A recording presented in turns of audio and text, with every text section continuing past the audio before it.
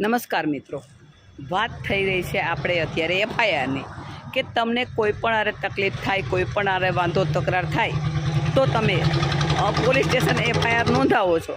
સાચી વાત છે, ખરી વાત છે, ખૂબ સારી વાત છે કે તમે તમારી ઉપર જે ત્રાસ થાય છે તેના તમે એફઆઈઆર નોંધાવો છો.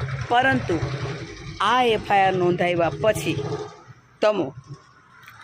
તેમાં વિથ પ્રોસિક્યુશન જો વકીલ રાખો તો જ તમારો કેસ સબળ જાય, સક્ષમ થાય અને આરોપીને સજા મળે.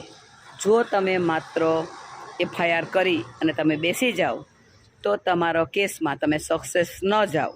તમારે પહેલાં વિથ પ્રોસિક્યુશન એક વકીલ રાખવો જોઈએ અને આ વકીલ રાખ્યા પછી તમારે તેમાં ખૂબ સારી રીતે આ કેસ લડવો જોઈએ.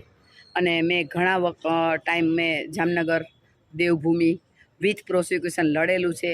376માં, પોસ્કોમાં, પોરબંદરમાં, આ ઘણા મેટરોમાં હું લડું છું. ઘણા બહાર જાઉં છું કેસ લડવા માટે અને અવશ્ય સજા મળે છે. તો મારું તમામ ફરિયાદીઓને એક અરજ છે કે તમે જ્યારે ફરિયાદ કરો છો ત્યારે તે ફરિયાદમાં તમે ફરિયાદી બની ગયા પછી તે કેસ ચાલશે ને એને કોર્ટ સજા કરશે ને એવું ક્યારેય માનવું નહીં. તમારે પોતે તમારી ફરિયાદને વળગી રહેવું પડે અને તમારે વિથ પ્રોસિક્યુશન વકીલ રાખી અને તમારે જાતે જ લડવો પડે, એમાં ધ્યાન દેવું પડે.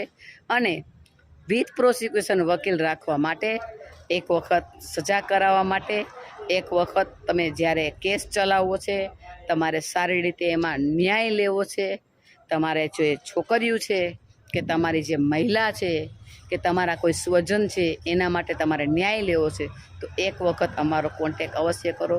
વિથ પ્રોસિક્યુશન તમે એક વકીલ રાખો, પછી જુઓ શું એનું રિઝલ્ટ આવે છે આ કેસનું. તમે વિથ પ્રોસિક્યુશન વકીલ સારા રાખી શકો છો, સરસ રીતે લડી શકો છો.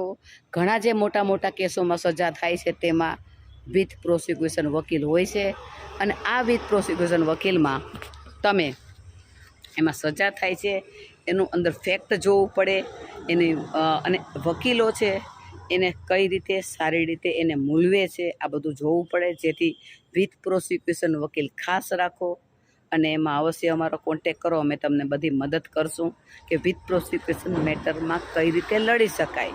તો આવો અને તમારા કેસ વિશે સમજો અને જાણો. Dharmishtha Joshi, advocate and notary, Junagadh, Kalwa Chowk, super deluxe.